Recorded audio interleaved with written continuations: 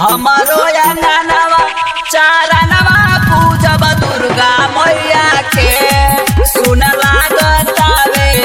हमारो अंगनवा चारणवा पूजब दुर्गा मैया के चारणवा पूजब दुर्गा मैया के सुन लागतावे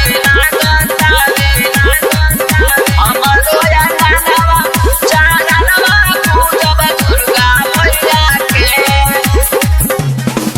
नारियल अगरबत्ती लेके आई बेराजा जी पान सुपारी जन बुलाई बेराजा जी जन बुलाई बेराजा जी।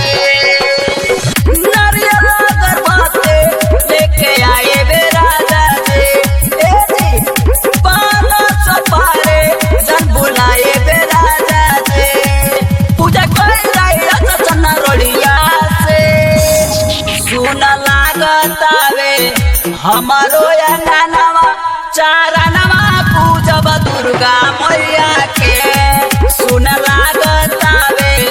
हमारो अंगनवा चारणवा पूजब दुर्गा मैया के चारणवा पूजब दुर्गा मैया के सुन लागतावे